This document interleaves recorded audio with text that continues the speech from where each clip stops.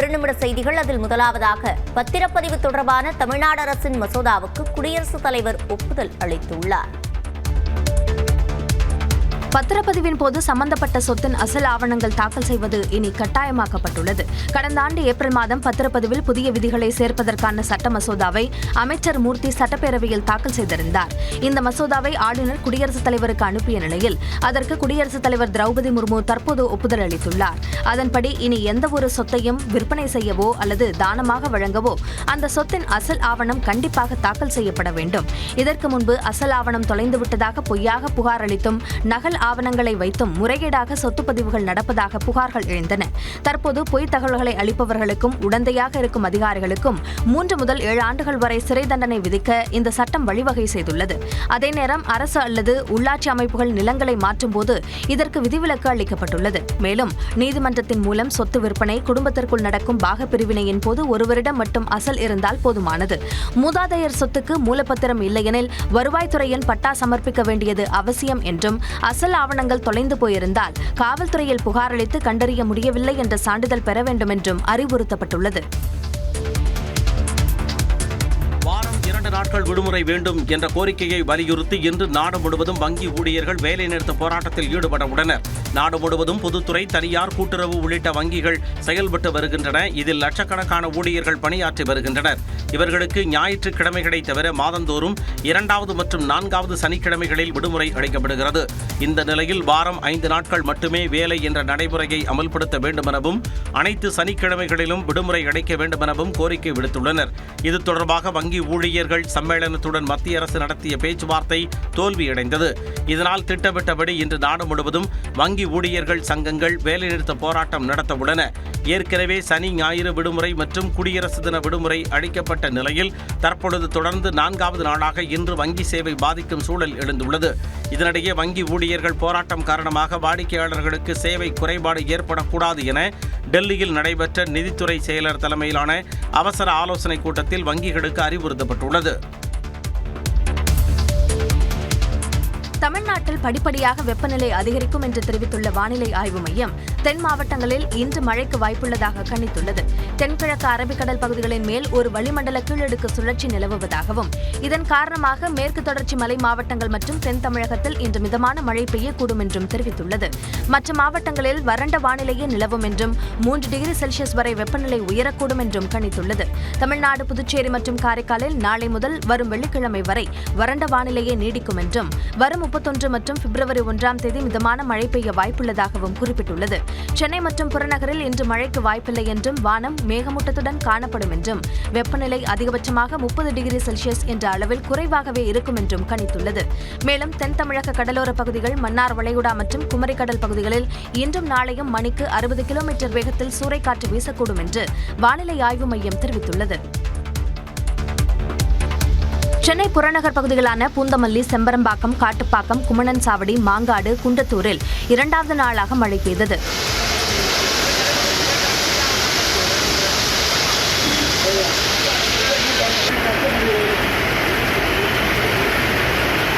இதேபோன்று திருவள்ளூர் மாவட்டத்தில் திருவாலங்காடு, கடம்பத்தூர், காக்கலூர், வேப்பம்பட்டு, தண்டலம், பெரியபாளையம் உள்ளிட்ட இடங்களில் மழை கொட்டி தீர்த்தது.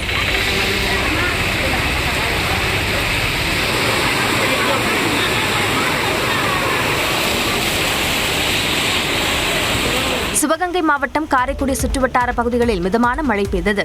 கோட்டையூர், அரியக்குடி, இழுப்பக்குடி, கோவிலூரில் மழை பெய்ததால் குளிர்ச்சியான சூழல் நிலவியது.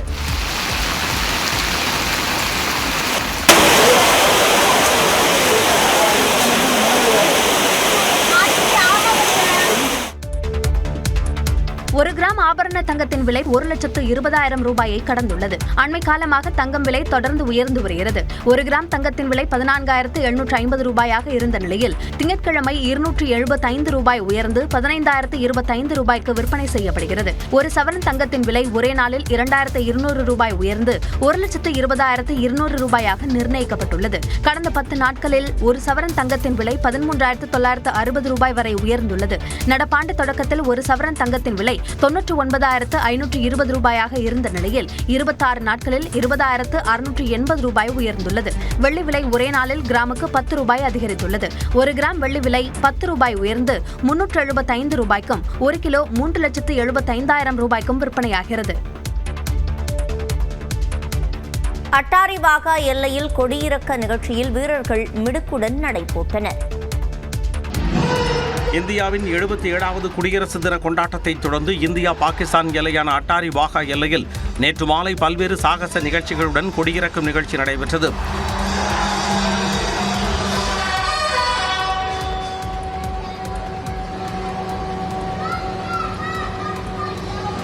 இருசக்கர வாகனங்களில் அசாத்தியமாக சாகசம் செய்த வீரர்களின் கரங்களில் தேசிய கொடியும் ராணுவ கொடிகளும் பட்டொடி வீசி பறந்தன.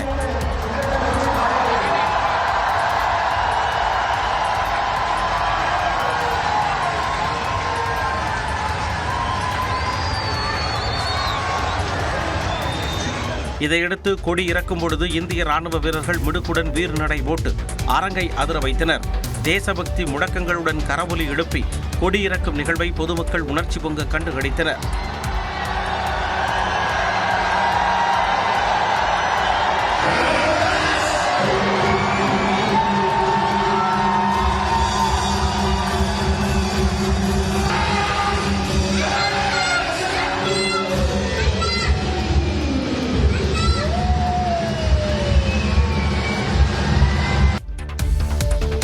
அட்டாரி வாகா எல்லையில் கொடியிறக்க நிகழ்ச்சியின் போது ராணுவத்தில் உள்ள நாய்கள் செய்த சாகசங்கள் அனைவரையும் வியப்பில் ஆழ்த்தின.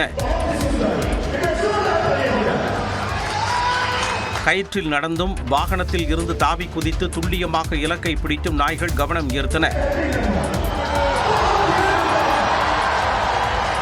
ராணுவ வீராங்கனைகள் துல்லியமாக துப்பாக்கிகளை சுழற்றியது பார்வையாளர்களை சிலிப்படைய செய்தது. பாரம்பரிய கலைகளில் சளைத்தவர்கள் அல்ல என்பதையும் ராணுவ வீரர்கள் பறைசாற்றினர்.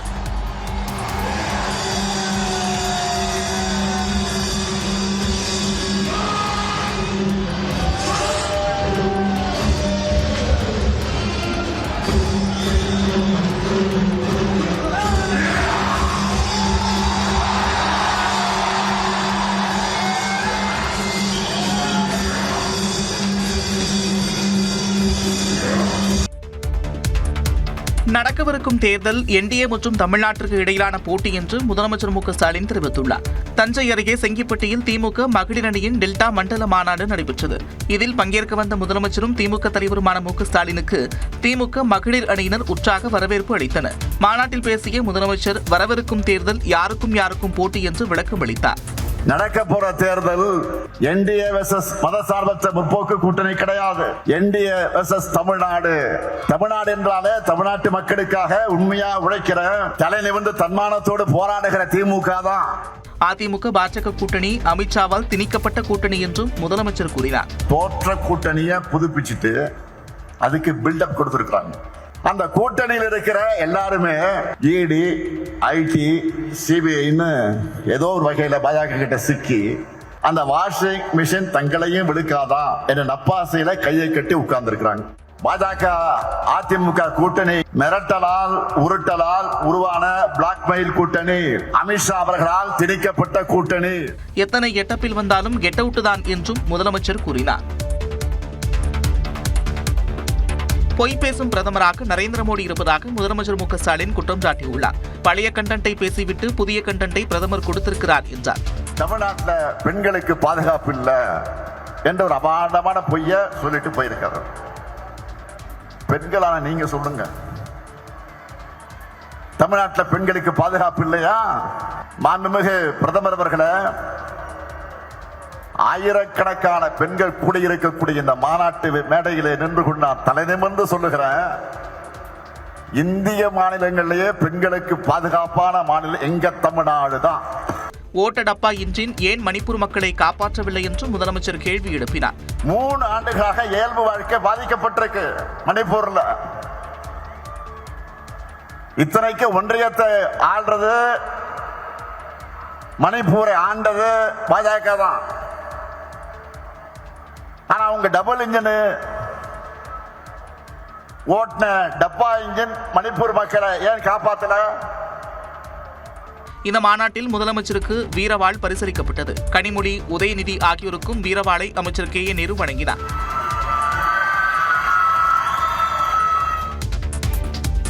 பாஜகவின் முரட்டு அடிமையாக எடப்பாடி பழனிசாமி விளங்குவதாக துணை முதலமைச்சர் உதயநிதி ஸ்டாலின் விமர்சித்துள்ளார். தஞ்சை மாவட்டம் செங்கிப்பட்டியில் நடைபெற்ற திமுக மகளிரணி மாநாட்டில் பேசிய துணை முதலமைச்சர் உதயநிதி ஸ்டாலின் புது அடிமைகள் வந்தாலும் திமுகவை தொட்டுக்கூட பார்க்க முடியாது என்று சூளுரைத்தார். நம்முடைய திராவிட மாடல் ஆட்சியில பெண்களுக்கு பாதுகாப்பு இல்லைன்னு பேசுறது யாரு? ஒன்றிய பிரதமர் திரு மோடி அவர்கள். திரு மோடி அவர்களே, மைக்குன்னு நினைச்சு நீங்க கண்ணாடியை பார்த்து பேசிக்கிட்டு இருக்கீங்க. முரட்டு பக்தர் கேள்விப்பட்டிருப்பீங்க, முரட்டு தொண்டர் பார்த்திருப்பீங்க. ஆனா இன்னைக்கு ஒரு முரட்டு அடிமைய நம்ம கண்ணு முன்னாடி நடத்தி காட்டுறார் திரு எடப்பாடி பழனிசாமி அவர்கள். தொடர்ந்து பேசிய நாடாளுமன்ற உறுப்பினர் கனிமொழி, பாஜகவின் டபுள் இன்ஜின் ஆட்சி என்பது காலாவதியான ஆட்சி என்று விமர்சித்தார். வரும் பொழுதெல்லாம் டபுள் என்ஜின் அதுதான் இந்த நாட்டுக்கு நல்ல என்ஜினுங்கிறாங்க. எனக்கு தெரிஞ்ச அந்த என்ஜின் என்னைக்குமே வேலை செய்யாத என்ஜினா தான் இருக்கு, ரிப்பேர் மாடல் என்ஜினா தான் இருக்கு. நம்முடைய பிரதமர் எலெக்ஷன் சீசனுக்கான ஒரு டூரிஸ்ட் பிரைம் மினிஸ்டர் தான் நம்முடைய பிரதமர். மதுராந்தகத்தில் நடைபெற்ற தேசிய ஜனநாயக கூட்டணி பொதுக்கூட்டத்தில் அதிமுக பெயரை ஒருமுறை கூட பிரதமர் நரேந்திர மோடி குறிப்பிடாதது குறித்து கனிமொழி எம்பி விமர்சித்தார். ஆளுநர் மாளிகையில் நடைபெற்ற தேநீர் விருந்தில் பாஜக மாநில தலைவர் நைனா நாகேந்திரனும் தேமுதிக பொருளாளர் சுதீஷும் சந்தித்து பேசியது முக்கியத்துவம் பெற்றுள்ளது. தமிழ்நாட்டில் அரசியல் களம் சூடுபிடித்திருக்கும் நிலையில் தேமுதிக எந்த கூட்டணிக்கு செல்கிறது என்ற கேள்வி நீடித்துக் கொண்டே இருக்கிறது. இந்நிலையில் குடியரசு தினத்தை ஒட்டி ஆளுநர் மாளிகையில் நடைபெற்ற தேநீர் விருந்தில் பங்கேற்ற நைனா நாகேந்திரனும் சுதீஷும் சுமார் 10 நிமிடங்கள் பேசினர். அப்போது பாஜக மாநில துணைத் தலைவர் ஜெயபிரகாஷ் மற்றும் பாஜக தமிழக பொறுப்பாளர் அரவிந்த் மேனன் ஆகியோர் உடனிருந்தனர்.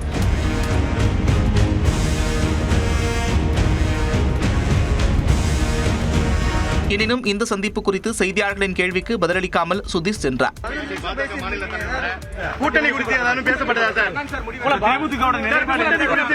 ஆனால் சுதீஷுடன் அரசியல் பேசவில்லை என்று நைனா நாகேந்திரன் மறுத்துள்ளார். ஏற்கனவே எங்களுடைய மாநிலத்தில் ஜெயபிரகாஷ் அவர்களுடைய கல்லூரி நண்பர் அவர்கள், அதனுடைய அடிப்படையில் நாங்கள் பேசிக்கொண்டோமே தவிர இது நாங்கள் எதிலும் அரசியல் பேசவே இல்லை. முன்னதாக சுதீஷ் அதிமுக மாநிலங்களவை உறுப்பினர் தனபாலுடன் பேசினார்.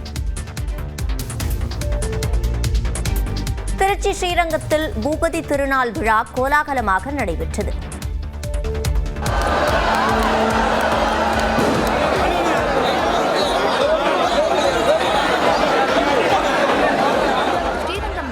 கோயிலில் தை தேரோட்ட திருவிழாவின் 4ஆம் நாளில் நம்பெருமாள் தங்ககருட வாகனத்தில் எழுந்தருளினார்.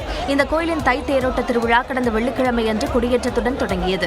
நாள்தோறும் நம்பெருமாள் பல்வேறு வாகனங்களில் புறப்பட்டு வீதியுலா வரும் நிகழ்ச்சி நடைபெறுவது வழக்கம். அந்த வகையில் 4வது நாளில் நம்பெருமாள் ஆஸ்தான மண்டபத்தில் எழுந்தருளி பக்தர்களுக்கு அருள் பாலித்தார். அதனைத் தொடர்ந்து ரங்கவிலாச மண்டபத்தில் காட்சியளித்தார். 4 உத்தர வீதிகளிலும் கோயில் யானைகள், குதிரைகள் வலம் வந்தன. திரளான பக்தர்கள் கலந்து கொண்டு சாமி தரிசனம் செய்தனர். விஜயின் ஜனநாயகன் பட சென்சார் வழக்கில் சென்னை உயர்நீதிமன்றம் இன்று தீர்ப்பளிக்கிறது.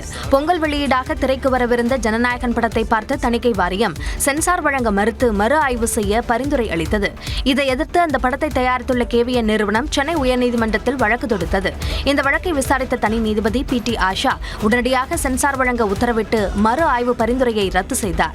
தனி நீதிபதியின் உத்தரவை எதிர்த்து உடனடியாக மேல்முறையீடு செய்த தணிக்கை வாரியம் தனி நீதிபதியின் உத்தரவுக்கு இடைக்கால தடையை பெற்றது. இந்த நிலையில் கடந்த 20ஆம் தேதி தலைமை நீதிபதி அமர்வில் மீண்டும் காரசார விவாதம் நடைபெற்றது. திரைப்படத்திற்கு தயாரிப்பாளர்கள் சான்று பெறும் முன்பு வெளியீட்டு தேதியை எப்படி அறிவிக்க முடியும் என்று நீதிமன்றம் கேள்வி எழுப்பியது. மேலும் ஒரே நாளில் அனைத்து நீதிமன்ற நடைமுறைகளையும் முடித்து உத்தரவு பெற வேண்டும் என்பதை ஏற்க முடியாது என்றும் தெரிவித்திருந்தது. இந்த வழக்கில் தேதி குறிப்பிடாமல் தீர்ப்பு ஒத்திவைக்கப்பட்ட நிலையில் சென்னை உயர்நீதிமன்றம் இன்று காலை முதல் வழக்காக தீர்ப்பு வழங்குகிறது.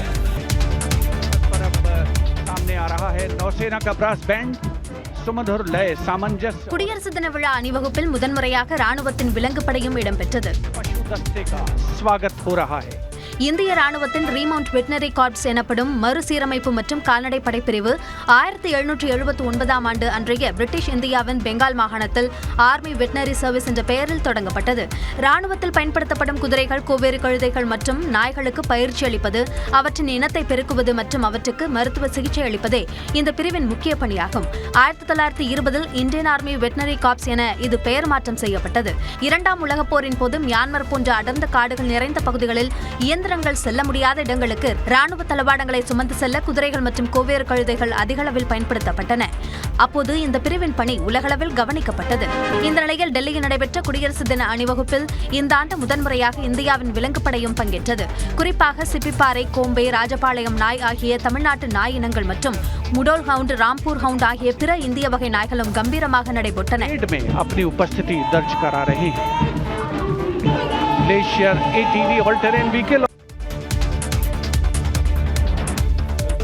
டெல்லி குடியரசு தின விழாவில் தமிழ்நாடு அரசின் அலங்கார ஊர்தியும் இடம்பெற்றது. வளமையின் மந்திரம் சுயசார்பு இந்தியா என்ற கருப்பொருளில் அலங்கார ஊர்தி கடமை பாதையில் வலம் வந்தது.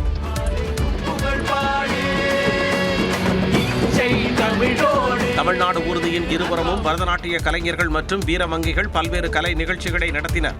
And now to Tamil Nadu, the mantra of prosperity, self-reliant India.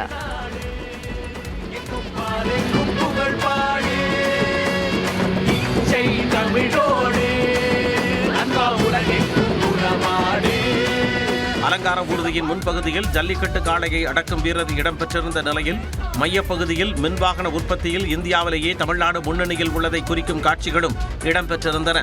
பின்பகுதியில் நிலையான வளர்ச்சி மற்றும் பசுமை தொழில்நுட்பத்தை விளக்கும் காட்சிகளும் இடம்பெற்றிருந்தன. தொடர்ந்து கேரளா, மகாராஷ்டிரா, குஜராத் உள்ளிட்ட பல்வேறு மாநிலங்கள் மற்றும் மத்திய அரசு துறைகளின் சார்பில் அலங்கார ஊர்திகள் அணிவகுப்பு நடைபெற்றன. கழுகு பார்வை காட்சியில் தென்னந்தோப்பிற்கு இடையே பிரம்மாண்டமாக காட்சியளிக்கும் கீழடி திறந்தவெளி அருங்காட்சியகம் திறப்பு விழாவிற்கு தயாராகி வருகிறது. சிவகங்கை மாவட்டம் கீழடியில் மத்திய தொல்லியல் துறையின் சார்பில் 3வது கட்ட அகழாய்வு பணிகள் மேற்கொள்ளப்பட்டன. பின்னர் தமிழக தொல்லியல் துறை தொடர்ச்சியாக தற்போது வரை 10ஆம் கட்ட அகழாய்வு பணிகளை மேற்கொண்டுள்ளது. இதன் மூலம் 45,000த்திற்கும் மேற்பட்ட பண்டைய தமிழர்களின் தொல்லியல் ஆதாரங்கள் கிடைக்கப்பெற்றுள்ளன. இதனிடையே கீழடி அகழாய்வில் கண்டெடுக்கப்பட்ட தொல்பொருட்களை பொதுமக்கள் கண்டுகளிக்கும் வகையில் 2018ஆம் ஆண்டில் 18 கோடி ரூபாய் செலவில் கீழடி அருங்காட்சியகம் அமைக்கப்பட்டது. இந்நிலையில் அகழாய்வு நடந்த பகுதிகளை திறந்தவெளி அருங்காட்சியகமாக மாற்ற தமிழக அரசு 17.80 கோடி ரூபாய் நிதி ஒதுக்கி கட்டுமான பணிகளை மேற்கொண்டது. 5,914 சதுர மீட்டர் பரப்பளவில் இந்த அருங்காட்சியகம் அமைக்கப்பட்டுள்ளது. அகழாய்வு இடங்களில் உள்ள உரை கிணறுகள், பானைகள், செங்கல் கட்டுமானங்கள், ஓடுகள், அரைகலன்கள் உள்ளிட்ட பழங்கால பொருட்களை கண்ணாடி அறையில் இருந்து பார்வையிடும் வகையில் வடிவமைக்கப்பட்டுள்ளன. ஜனவரி 31ஆம் தேதி முதலமைச்சர் மு.க. ஸ்டாலின் கீழடி திறந்தவெளி அருங்காட்சியகத்தை பொதுமக்கள் பார்வைக்காக திறந்து வைக்க உள்ளார். விழிப்புணர்வுக்காக 2500 மாணவ மாணவியர் இணைந்து நடனமாடி ரசிக்க வைத்துள்ளனர். சுகாதாரம் குறித்து பள்ளி மாணவர்கள் நடனமாடி விழிப்புணர்வு ஏற்படுத்திய காட்சிகள் தான் இவை. சேலம் மாவட்டம் எடப்பாடியை அடுத்த குறும்பப்பட்டியில் 77வது குடியரசு தின விழாவை ஒட்டி சுகாதாரம் மற்றும் டிஜிட்டல் பாதுகாப்பு குறித்த விழிப்புணர்வு நிகழ்ச்சி நடைபெற்றது. விழாவில் 2500 மாணவர்கள் ஒன்றிணைந்து செல்போன்களை பயன்படுத்த மாட்டோம் என உறுதிமொழி எடுத்தனர். தொடர்ந்து சுகாதாரம் குறித்து நடனமாடி விழிப்புணர்வை ஏற்படுத்தினர். மாணவர்களின் விழிப்புணர்வை அங்கீகரித்து Asian book of records, Indian book of records மற்றும் தமிழன் புக் ஆஃப் ரெக்கார்ட்ஸ் அமைப்புகள் சான்றிதழ்களை வழங்கின.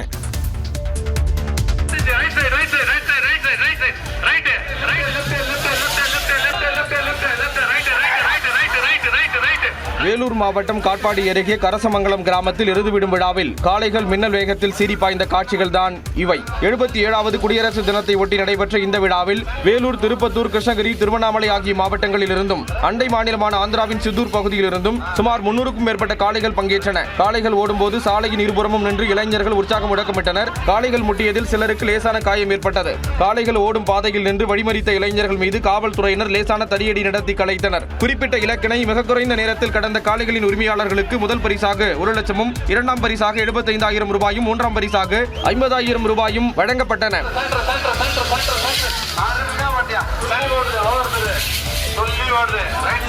இதேபோன்று சேலம் மாவட்டம் ஓமலூர் அருகே செல்லப்பிள்ளை குட்டை மற்றும் காமண்டப்பட்டியில் எருதாட்டம் களை கட்டியது. 50க்கும் மேற்பட்ட காளைகள் பங்கேற்ற நிலையில் இதில் களத்தில் நின்று விளையாடிய காளை உரிமையாளர்களுக்கும் காளைகளுக்கும் பரிசுகள் வழங்கப்பட்டன.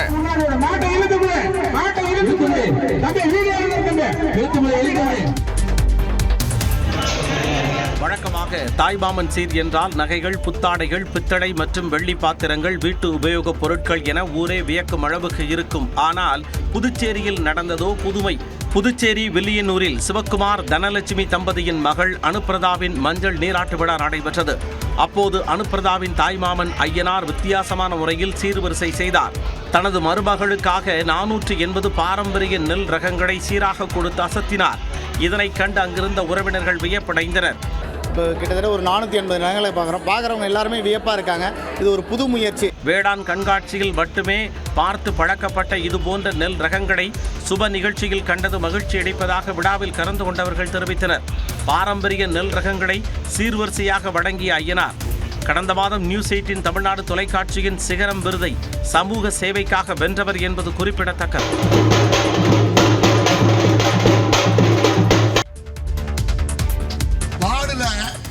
பூத்து கமிட்டி போறதுக்கு ஆள் இல்லாத கட்சி அது இன்னைக்கு அந்த அளவுக்கு பேசுறாங்கன்னா மனது ரொம்ப வேதனையா இருக்கு. காங்கிரஸ் குறித்து மதுரை வடக்கு தொகுதி திமுக எம்எல்ஏ தளபதி தெரிவித்த கருத்துதான் இது. மதுரை மாநகரில் திமுக சார்பில் வீரவணக்க நாள் பொதுக்கூட்டம் நடைபெற்றது. இதில் பேசிய திமுக எம்எல்ஏ தளபதி ஆட்சியில் பங்கு என்ற கோரிக்கை எழுப்பிய காங்கிரஸ் தலைவர்களை கடுமையாக சாடினார். காங்கிரஸ் நண்பர்கள் ஒரு சில பேர் இருக்காங்க.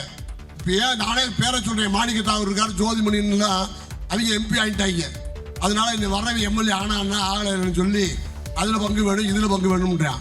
இதெல்லாம் தலைமை புரிஞ்சு அடுத்தவங்களுக்கு சீட்டே கொடுக்க கூடாது, நம்ம கொடுக்க விடக்கூடாது. இல்லைன்னா நம்மளால அதுக்கான வேலையை பார்ப்பாங்க.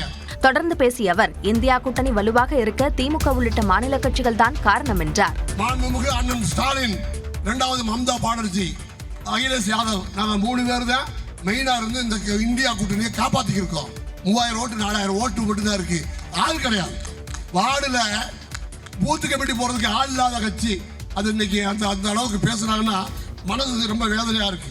திமுக எம்எல்ஏ தளபதியின் இந்த பேச்சு கூட்டணியில் சலசலப்பை ஏற்படுத்தியுள்ளது.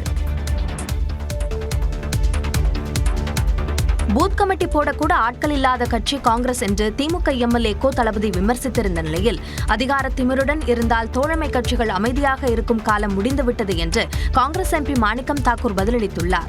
இது தொடர்பாக எக்ஸ் பக்கத்தில் பதிவிட்டுள்ள அவர், மதுரை வடக்கு தொகுதியில் காங்கிரஸ் வேட்பாளர் நிற்க வேண்டும் என காங்கிரஸ் தேசிய தலைமையிடம் கோரிக்கை வைக்க இருப்பதாகவும் தன்மானம் காக்க சிலருக்கு பாடம் புகட்ட வேண்டும் என்றும் பதிவிட்டுள்ளார். அதேபோல காங்கிரஸ் கட்சியை தொடர்ந்து பொதுவெளியில் அவமதிப்பதை வேடிக்கை பார்க்க முடியாது என பதிவிட்டுள்ள காங்கிரஸ் எம்பி ஜோதிமணி கூட்டணி தர்மத்திற்காகவும் முதலமைச்சர் அண்ணனுக்காகவும் அனுசரித்து போவதாக தெரிவித்துள்ளார். இதனிடையே மணப்பாறையில் செய்தியாளர்களிடம் பேசிய அவர், தங்கள் கூட்டணி அடிமை கூட்டணி இல்லை என்றார். சில கருத்து வேறுபாடுகள் இருக்கதான் செய்யும். ஏற்றுக்கொள்ள முடியாத ஒரு கருத்தை ஒருவர் சொல்வாராயானால் அதுக்கு பதில் சொல்ல வேண்டிய கடமையும் பொறுப்பும் காங்கிரஸ் கட்சிக்கும் காங்கிரஸ் கட்சி நாடாளுமன்ற உறுப்பினர்களுக்கு இருக்கு. பட் அது நாங்க ஒன்றும் அடிமை கூட்டணி கிடையாதுல்ல. ஆட்சியில் பங்கு என்ற கோரிக்கையை தொடர்ந்து திமுக காங்கிரஸ் இடையே வார்த்தை மோதல் ஏற்பட்டுள்ளது. இந்தியா ஐரோப்பிய யூனியன் இடையேயான தடையற்ற வர்த்தக ஒப்பந்தம் தொடர்பான முக்கிய அறிவிப்பு இன்று வெளியாக உள்ளது. இந்தியா ஐரோப்பிய யூனியன் இடையே கடந்த 2007ஆம் ஆண்டு தடையற்ற வர்த்தக ஒப்பந்த பேச்சுவார்த்தை தொடங்கியது. ஆனால் பல்வேறு காரணங்களால் 2013ஆம் ஆண்டு இந்த பேச்சுவார்த்தை நிறுத்தப்பட்ட நிலையில் 2022ஆம் ஆண்டு இந்த பேச்சுவார்த்தை மீண்டும் தொடங்கியது. இந்நிலையில் ஐரோப்பிய யூனியன் இந்தியா இடையேயான உச்சி மாநாடு டெல்லியில் இன்று நடைபெறுகிறது. இதில் பிரதமர் நரேந்திர மோடியுடன் ஐரோப்பிய ஆணையத்தின் தலைவர் வான் டெர் லேயன் மற்றும் ஐரோப்பிய கவுன்சில் தலைவர் ஆண்டோனியோ கோஸ்டா ஆகியோர் பேச்சுவார்த்தை நடத்த உள்ளனர். அப்போது ஐரோப்பிய யூனியன் இந்தியா இடையேயான தடையற்ற வர்த்தக ஒப்பந்தம் இறுதி செய்யப்படும் என்று எதிர்பார்க்கப்படுகிறது. அதன் ஒரு பகுதியாக ஐரோப்பியாவில் இருந்து இறக்குமதி செய்யப்படும் கார்கள் மீதான வரி 110 விழுக்காட்டில் இருந்து 40 விழுக்காடாக குறைய வாய்ப்புள்ளதாக கூறப்படுகிறது. அதன்படி ஓக்ஸ்வேகன், மெர்சிடிஸ் பென்ஸ் மற்றும் BMW போன்ற கார்களின் விலை குறைய வாய்ப்புள்ளது. வரலாற்று முக்கியத்துவம் கொண்ட இந்த ஒப்பந்தம் மூலம் இரு நாடுகளுக்கு இடையே முதலீடுகள் எளிதாகும், வேலைவாய்ப்புகள் பெருகும் என்று எதிர்பார்க்கப்படுகிறது. டெல்லியில் நடைபெற்ற குடியரசு தின விழாவில் மாநிலங்களவை எதிர்க்கட்சித் தலைவர் மல்லிகார்ஜுன கார்கே, மக்களவை எதிர்க்கட்சித் தலைவர் ராகுல் காந்தி ஆகியோர் 3வது வரிசையில் அமர வைக்கப்பட்டதற்கு காங்கிரஸ் கட்சியினர் எதிர்ப்பு தெரிவித்துள்ளனர். இது தொடர்பான புகைப்படத்தை எக்ஸ் பக்கத்தில் பகிர்ந்துள்ள காங்கிரஸ் பொதுச் செயலாளரும் எம்பியுமான ரந்தீப் சிங் சுர்ஜேவாலா, தாழ்வு மனப்பான்மையால் பாதிக்கப்பட்டுள்ள பாஜக அரசின் விரக்தியை இது வெளிப்படுத்துவதாக விமர்சித்துள்ளார். இதற்கு பதிலளித்துள்ள பாஜக தேசிய செய்தி தொடர்பாளர் ஷெஹ்சாத் பூனவல்லா, விதிகளின்படியே இருவருக்குமான இருக்கைகளை குடியரசுத் தலைவரின் செயலகம் ஒதுக்கியிருப்பதாக விளக்கம் அளித்துள்ளார். ராகுல் காந்திக்கு பின்னால் மத்திய அமைச்சர் அர்ஜுன் ராம் மேக்வால் அமர்ந்திருந்ததையும் சுட்டிக்காட்டியுள்ளார். இந்த நிலையில் 2014ஆம் ஆண்டு நடைபெற்ற குடியரசு தின நிகழ்ச்சியின் புகைப்படத்தை பகிர்ந்துள்ள காங்கிரஸ் எம்பி மாணிக்கம் தாக்கூர், எதிர்க்கட்சித் தலைவராக இல்லாத போதும் எல்.கே. அத்வானிக்கு முன்வரிசையில் இடம் ஒதுக்கப்பட்டதாக தெரிவித்துள்ளார். நெறிமுறைகளின்படி குடியரசுத் தலைவர், துணை குடியரசுத் தலைவர், பிரதமர், ஆளுநர்கள், முன்னாள் குடியரசுத் தலைவர்கள், துணை பிரதமர், தலைமை நீதிபதி, சபாநாயகர், மத்திய அமைச்சர்கள், முதலமைச்சர்கள், முன்னாள் பிரதமர்களை தொடர்ந்து மக்களவை எதிர்க்கட்சித் தலைவர்கள் முன்னுரிமை அடிப்படையில் 7வது இடத்தில் இருப்பது குறிப்பிடத்தக்கது. விஜயனாவும் ஒரு நாள் கூப்பிட்டாங்க. ஸோ அது கேமியா பண்ணேன். அது அவ்வளோதான் என்னால் சொல்ல முடியும். அதுக்கு மேலே அவங்க பேசிங்க. ஜனநாயகன் படத்தில் சிறிய கதாபாத்திரத்தில் நடித்துள்ளதாக இயக்குனர் லோகேஷ் கனகராஜ் தெரிவித்தார். சென்னையில் செய்தியாளர்களை சந்தித்த அவர், அல்லு அர்ஜுன் நடிக்கும் படத்திற்கு பிறகு கைதி 2 படத்தை இயக்க உள்ளதாக கூறினார். அதுவும் நிறையா சம்பளம் கேட்டேன், அதனால கைதி 2 பண்ணல அப்படிலாம் போட்டுருந்தாங்க. லாஸ்ட் வீக் அவங்க எல்லாரையும் மீட் பண்ணி பேசிட்டேன். ஸோ என்னோட அடுத்த படம் கைதி 2 தான் இருக்கும். மேலும் ரஜினி, கமலுடன் இணைந்து பணியாற்றும் படத்தை இயக்காதது குறித்தும் அவர் பேசினார். ஒரு 1.5 மாதம் சின்சியராக எழுதினேன். முடிஞ்ச அளவுக்கு ட்ரை பண்ண 2 பேரையும் வச்சு ஒரு படம் பண்ணுறது. 2 பேரும் நிறைய ஆக்ஷன் ஃபிலிம்ஸ் கண்டினியூஸாக பண்ணிட்டு இருக்காங்க. திரும்பவும் கேப் இல்லாமல் இன்னொரு ஆக்ஷன் போகணுமாங்கிறது அவங்களுக்குள்ள ஒரு கேள்வி வந்து 2 பேரும் ஒரு லைட் ஆர்டர் ஃபிலிமாக எதிர்பார்த்துட்டு இருக்காங்க. எனக்கு அது மூலிமா தெரிஞ்சு 2 பேரும் சொன்னாங்க. பட் லைட் ஆர்டர் ஃபிலிம் எனக்கு பண்ண வராது. அண்ட் அதை நான் எதுனா சொல்லிட்டு வெளில வந்தேன். LCU படங்கள் தொடர்ந்து வரும் என கூறியவர், கூலி படத்திற்கு சான்றிதழ் வழங்கப்பட்டது குறித்தும் விளக்கம் அளித்தார். எனக்கு என்ன ஆச்சுன்னா, சென்சார் போர்டில் ஃபர்ஸ்ட் சென்சார் பண்ணி முடிச்சோன்னா 35 கட் சொன்னாங்க. அப்புறம் ஒரு 9 மியூட்ஸ் இருந்தது. மியூட்ஸ் கூட ஓகே, எனக்கு பிரச்சனை இல்லைன்னு சொல்லிட்டேன். பட் 35 கட்டுங்கிறது வந்து என்னால் அன்னைக்கு ஏற்றுக்க முடியல. தொடர்ந்து பேசிய அவர், தனது திரைப்படங்கள் போதைப் பொருட்களுக்கு எதிரானவையே என்றார்.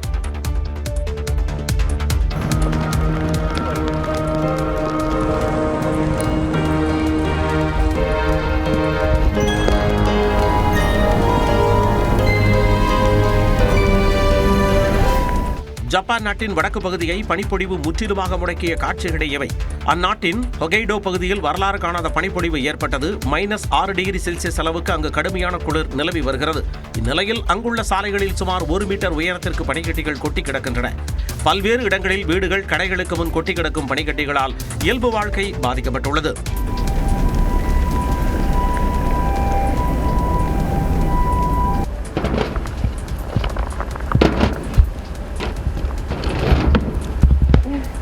பனிப்பொழிவு காரணமாக அங்கு 100க்கும் மேற்பட்ட ரயில்கள் ரத்து செய்யப்பட்டன.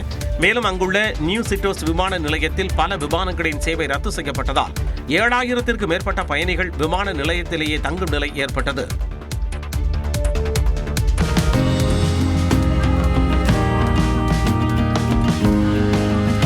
சீனாவில் தொழிற்சாலை ஊழியரின் தவறால் அழுவது போல உருவாக்கப்பட்ட இந்த குதிரை பொம்மைகள் தான் தற்பொழுது சீன சந்தையில் அதிரடியாக விற்பனையாகி வருகின்றன. சீனாவைச் சேர்ந்த ஈவு சர்வதேச வணிக மையத்தில் அழும் குதிரை பொம்மை விற்பனைக்கு வந்துள்ளது.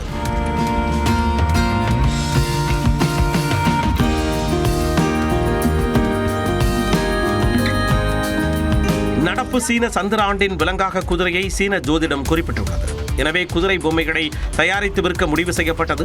அந்த குதிரை பொம்மைகளை தயாரித்த தொழிற்சாலையின் ஊழியர் ஒருவர் குதிரை சிரிப்பது போல அல்லாமல் அழுவது போல தவறாக உருவாக்கினார். இந்த பொம்மைகள் விற்பனைக்கு வந்த நிலையில் யாரும் எதிர்பார்க்காத வகையில் பெரும் வரவேற்பை பெற்றது.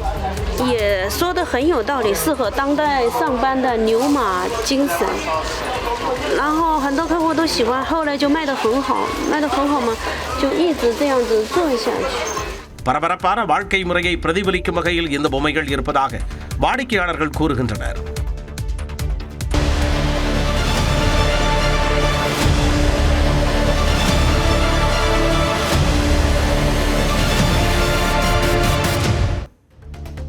முக்கியமான மாவட்ட செய்திகளை விரைவு செய்திகளாக பார்க்கலாம்.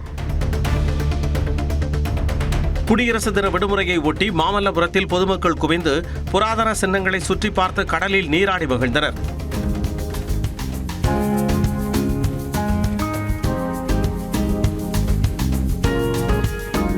இதேபோல விழுப்புரம் மாவட்டம் செஞ்சி கோட்டைக்கு ஏராளமானோர் குடும்பமாக வருகை தந்து கோட்டை கட்டுமானத்தை கண்டு வியந்தனர்.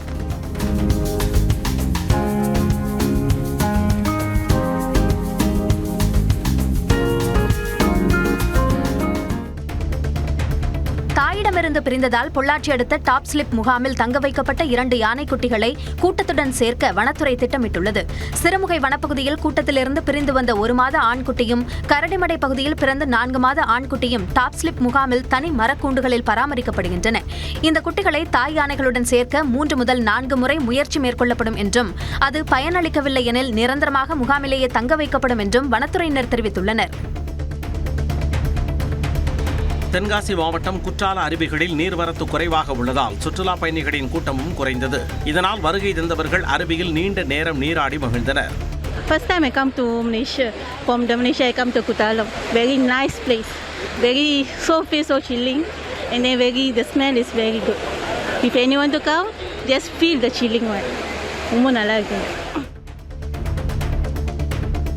சேலம் மாவட்டம் தாதாபுரம் கிராமத்தில் கோட்டை மாரியம்மன் கோவில் குடமுழுக்கு விழாவை ஒட்டி தீர்த்தக்குட ஊர்வலம் நடைபெற்றது. 1000த்திற்கும் மேற்பட்டோர் கல்வடங்கம் காவிரி ஆற்றில் புனித நீராடி குடங்களில் தீர்த்தம் எடுத்துக் கொண்டு காளைகள், குதிரைகள் முன் செல்ல ஊர்வலமாக கோவிலுக்கு சென்றனர். பின்னர் புனித தீர்த்தத்தால் அம்மனுக்கு அபிஷேகம் செய்யப்பட்டது.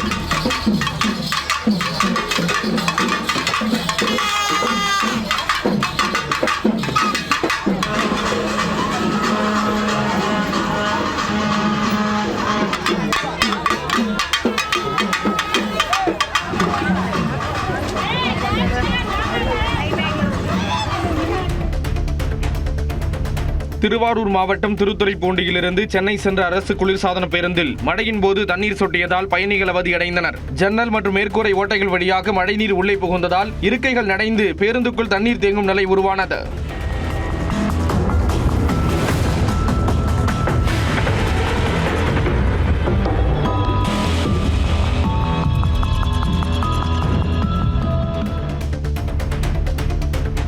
நாமக்கல் மண்டலத்தில் முட்டை கொள்முதல் விலை மேலும் 5 காசுகள் உயர்ந்து ₹5.20 நிர்ணயம் செய்யப்பட்டது. மற்ற மண்டலங்களில் விலை உயர்வு, உற்பத்தி குறைவு உள்ளிட்ட காரணங்களால் நாமக்கல் மண்டலத்தில் முட்டை கொள்முதல் விலை உயர்வதாக கூறப்படுகிறது. இந்நிலையில் தேசிய முட்டை ஒருங்கிணைப்பு குழு கூட்டத்தில் முட்டை கொள்முதல் விலையை மேலும் 5 காசுகள் உயர்த்தி ₹5.20 நிர்ணயிக்கப்பட்டது.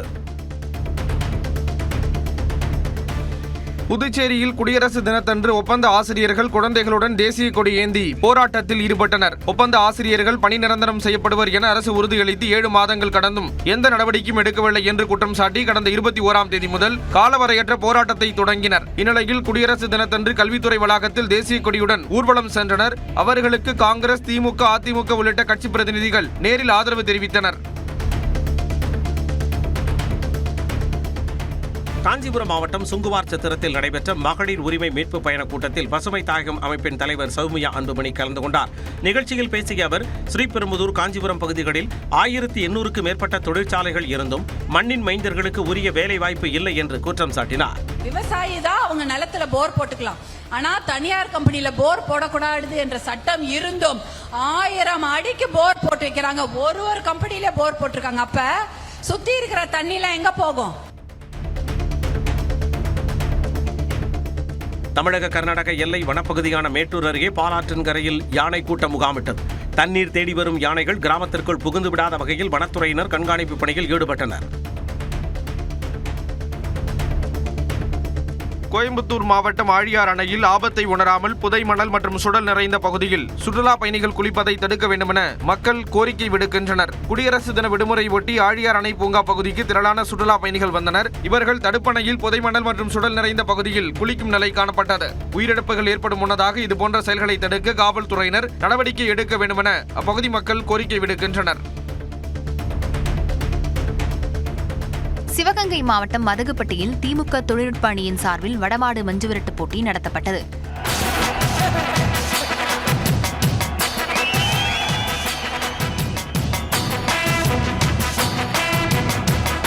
சிவகங்கை, ராமநாதபுரம், மதுரை, புதுக்கோட்டை உள்ளிட்ட பல்வேறு மாவட்டங்களைச் சேர்ந்த காளைகள் பங்கேற்றன.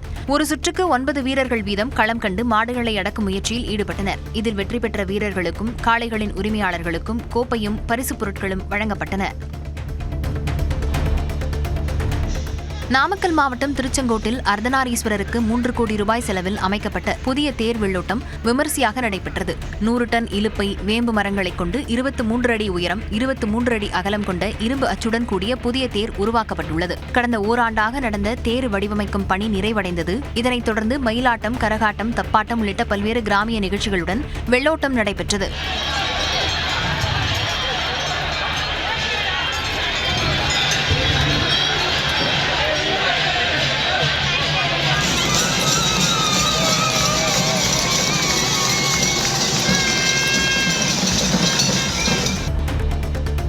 நெல்லையில் ஊருக்குள் நுழைந்து முயலை விழுங்கிய மலைப்பாம்பு ஒன்று நகர முடியாமல் திணறியதை பார்த்து மக்கள் அச்சத்திற்கு ஆளாகினர். உதயம் வெங்கடேஸ்வரா நகர் குடியிருப்பு பகுதிக்கு அருகே மலைப்பாம்பு இருப்பதை பார்த்த மக்கள் தீயணைப்பு வீரர்களுக்கு தகவல் அளித்துள்ளனர். அவர்கள் வந்து பார்த்தபொழுது 4 அடி நீளம் கொண்ட மலைப்பாம்பு ஒன்று முயலை முழுமையாக விழுங்கியிருப்பதும் அதனால் நகர முடியாமல் நெளிந்து கொண்டிருப்பதும் தெரியவந்தது. இதையடுத்து சிறிது நேரம் காத்திருந்த வீரர்கள் முயலை மலைப்பாம்பு வெளியே கக்கிய பின் அதனை பிடித்துச் சென்று வனப்பகுதியில் விட்டனர்.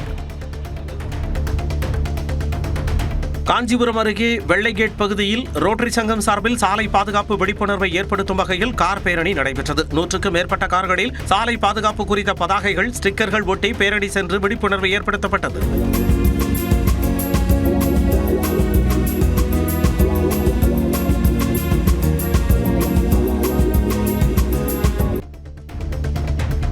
சென்னை அம்பத்தூர் கருக்கு மேனாம்பேடு பிரதான சாலையில் 5வது முறையாக பெரிய பள்ளம் ஏற்பட்டதால் வாகன ஓட்டிகள் அச்சமடைந்தனர். சென்னை அம்பத்தூரில் இருந்து கொரட்டூருக்கு செல்லக்கூடிய இந்த சாலையில் தினசரி ஆயிரக்கணக்கான வாகனங்கள் சென்று வருகின்றன. 4 முறை இந்த சாலையில் ராட்சத பள்ளம் ஏற்பட்டக்கூடிய சூழ்நிலையில் தற்போது 5வது முறையாக 10 அடி ஆழம் 15 அடி நீளத்திற்கு திடீரென்று பெரிய பள்ளம் உருவானதால் போக்குவரத்து பாதிக்கப்பட்டது. இதனால் அந்த வழியாக செல்லக்கூடிய வாகனங்கள் மாற்றுப்பாதையில் திருப்பிவிடப்பட்டன. குடியரசு தினத்தை ஒட்டி தஞ்சாவூர் மாவட்டம் கும்பகோணம் அருகே ஆடுதுறை பகுதியில் செயல்படக்கூடிய ஒரு பெட்ரோல் நிலையத்தில் 1 லிட்டர் பெட்ரோல் 50 ரூபாய்க்கு விற்பனை செய்யப்பட்டது. குறிப்பிட்ட 1 மணி நேரத்திற்கு தலைக்கவசம் அணிந்த இருசக்கர வாகன ஓட்டிகளுக்கு சலுகை விலையில் பெட்ரோல் என்று அறிவிக்கப்பட்டதால் ஏராளமானவர்கள் பெட்ரோல் நிலையத்தில் குவிந்தனர். நீண்ட வரிசையில் காத்திருந்து பாதி விலையில் விற்பனை செய்யப்பட்ட பெட்ரோலை வாகனத்தில் நிரப்பிச் சென்றனர். நாகை மாவட்டத்தில் சம்பா சாகுபடியில் நோய் தாக்குதலால் நெற்பயிர்கள் பதறாக மாறுவதால் விவசாயிகள் கவலையடைந்துள்ளனர். புதுப்பள்ளி, விழுந்தமாவடி, வேட்டைக்காரனிருப்பு, காமேஸ்வரம், கோவில்பத்து உள்ளிட்ட பகுதிகளில் 2000 ஏக்கர் பரப்பளவில் சம்பா சாகுபடி செய்யப்பட்டுள்ளது. நேரடி விதைப்பு முறையில் கோ 51, ATT 46 ஆகிய நெல் ரகங்களை விவசாயிகள் விதைத்திருக்கும் நிலையில் தற்போது நெற்கதிர்கள் முற்றும் பருவத்தில் குலைநோய் தாக்கியிருக்கிறது. இதனால் வேளாண் துறையினர் ஆய்வு மேற்கொள்ள விவசாயிகள் கோரிக்கை விடுத்துள்ளனர். RSS அமைப்பின் 100ஆண்டை ஒட்டி புதுச்சேரியில் அணிவகுப்பு பேரணி நடைபெற்றது. இந்த அணிவகுப்பில் அமைச்சர் நமச்சிவாயம், பாஜக MP செல்வ கணபதி, MLA கல்யாண சுந்தரம் உட்பட 500க்கும் மேற்பட்டோர் கலந்து கொண்டனர். முத்தியால்பேட்டை, மணிக்கூண்டு, கொக்கு பார்க், உழவர்கரை, முதலியார்பேட்டை ஆகிய பகுதிகளில் இருந்து புறப்பட்ட பேரணி அண்ணா திடலை அடைந்தது. அங்கு சிறப்பு பொதுக்கூட்டம் நடந்தது.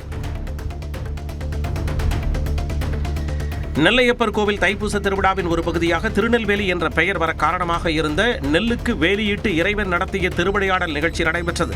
முன்னொரு காலத்தில் வேத பட்டர் ஒருவர் வீடு வீடாக நெல் சேகரித்து சாமிக்கு படைப்பதற்காக காய வைத்த பொழுது மழை பெய்ததாகவும் அப்பொழுது நெல் காய வைக்கப்பட்ட இடத்தில் மட்டுமே இறைவன் வேலி அமைத்து பாதுகாத்ததாகவும் கூறப்படுகிறது. இந்நிகழ்வை நினைவு கூறும் வகையில் நடந்த நிகழ்ச்சியை பக்தர்கள் கண்டு தரிசித்தனர். திருவண்ணாமலை மாவட்டம் ஆரணி சேத்துப்பட்டு சாலையில் சென்று கொண்டிருந்த கார் திடீரென தீப்பிடித்து எரிந்ததால் பரபரப்பு ஏற்பட்டது. காரின் என்ஜினில் இருந்து புகை வெளியேறியதால் அதில் பயணித்த 4 பேர் உடனடியாக வெளியேறினர். பின்னர் காரில் தீப்பிடித்து மலமளவென பரவி எரிந்தது. தீயணைப்பு துறையினர் விரைந்து தீயை அணைத்த நிலையில் கார் முழுவதும் எரிந்து சேதமானது.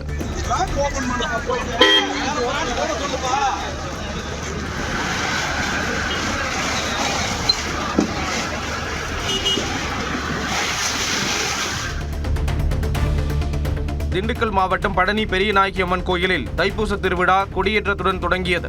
முத்துக்குமாரசாமிக்கு சிறப்பு அபிஷேக ஆராதனைகள் நடைபெற்றதைத் தொடர்ந்து மஞ்சள் நிறத்தில் சேவல், மயில் சின்னம் பொறிக்கப்பட்ட கொடி ஊர்வலமாக எடுத்து வரப்பட்டு பூஜைகள் செய்யப்பட்டு கொடிமரத்தில் ஏற்றப்பட்டது. தைப்பூச திருவிழாவின் முக்கிய நிகழ்ச்சிகளான முத்துக்குமாரசாமி, வள்ளி தெய்வானை திருக்கல்யாண நிகழ்ச்சி வரும் 31ஆம் தேதியும், தைப்பூச திருவிழா தேரோட்ட நிகழ்ச்சி பிப்ரவரி 1ஆம் தேதி மாலையும் நடைபெற உள்ளது.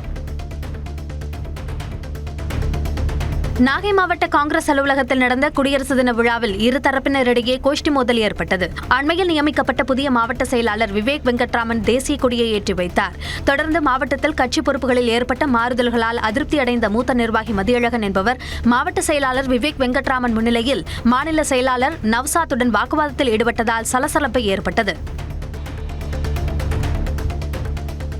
தேனி மாவட்டம் தம்மம்பட்டி அரசு ஆண்கள் மேல்நிலைப் பள்ளியில் முன்னாள் மாணவர்கள் ஆசிரியர்கள் சந்திப்பு நிகழ்ச்சி நடைபெற்றது. 1956ஆம் ஆண்டில் பள்ளி மாணவர்கள் முதல் பல வயது தரப்பினர் இந்நிகழ்ச்சியில் பங்கேற்றனர். ஆசிரியர்களை பள்ளிக்கு அழைத்து வந்து முன்னாள் மாணவர்கள் கௌரவப்படுத்தினர். மேலும் பள்ளிக்கால நினைவுகளை பேசி மகிழ்ந்தனர்.